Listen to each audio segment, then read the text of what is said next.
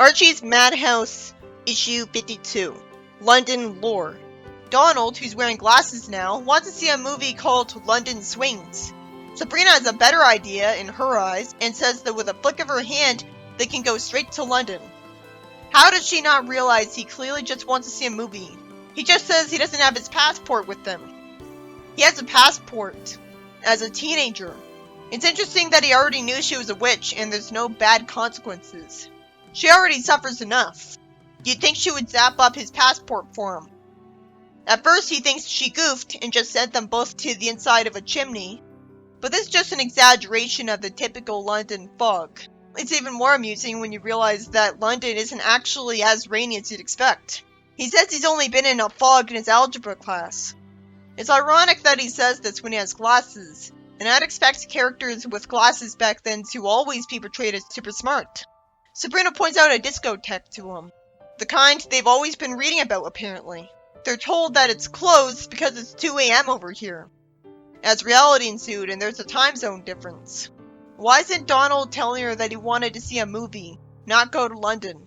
This makes it look like Harvey's lucky that Sabrina hides that she's a witch from him. Instead, she somehow thinks that merely moving the hands on the tower she wrongly calls Big Ben will make everyone think the time of day changed, when that wouldn't change the time set on clocks and wristwatches. Apparently, she's straining herself because their hands are heavy. People would still be asleep. Donald says she did it, and now it's 3 in the afternoon. She was just signaling to her magic symbolically what she wanted. He suggests just moving the hands on his wristwatch next time, saying something smart. She says they're at the center of England's fashions, Carnaby Street, and likes the miniskirts, and wants to try on the outfits. She's told by a jokey shopkeeper who sarcastically took her phrase literally that the clothes aren't priceless, they're expensive.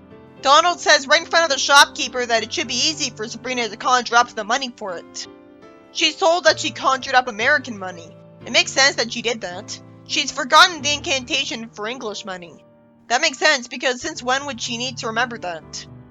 I guess when she says an incantation, that activates the programming in magic in general that instructs it to do what it's supposed to do, and has access to the information it needs. And that's why her saying incantations even matters and has any effect. She plans on making duplicates of the clothes they have on.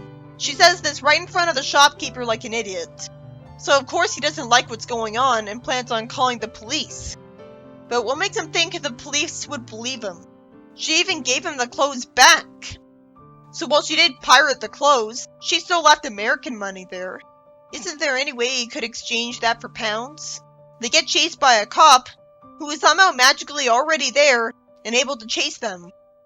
The shopkeeper tells the police that they went this way, but they didn't even break the law. Donald says they've been here for 2 hours and still haven't seen any English rockers. She says a spell to go to the Rolling Stones, and they get trampled by a bunch of fans of them. She at least asks Donald how he feels. He finally grows a backbone and asks her to take him home, and is smart enough to be polite about it. And somehow Sabrina can almost leave her heart here. The story ends with them about to see the movie he wanted to.